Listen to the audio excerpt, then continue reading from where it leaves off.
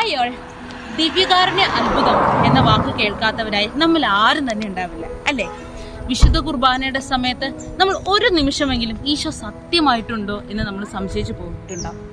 ഇത്തരം മാനുഷിക ചിന്തകളെ തകിടം മറിക്കാൻ ദൈവത്തിന് ഒരു സെക്കൻഡ് പോലും വേണ്ട എന്നുള്ളതിന്റെ ശക്തമായ തെളിവുകളാണ് കത്തോലിക്ക സഭയിൽ നടക്കുന്ന പല ദിവ്യകാരുണ്യ അത്ഭുതങ്ങൾ. എന്നാൽ ഈ കൊച്ചു കേരളത്തെ ഈശോ എത്രമാത്രം സ്നേഹിക്കുന്നു എന്നതിന്റെ തെളിവും ഇന്ന് നാം കാണാൻ പോകുന്നതും അതുതന്നെയാണ്. So let's witness the first Eucharistic miracle in India, which is approved by the Vatican. നമുക്ക് പോയാലോ?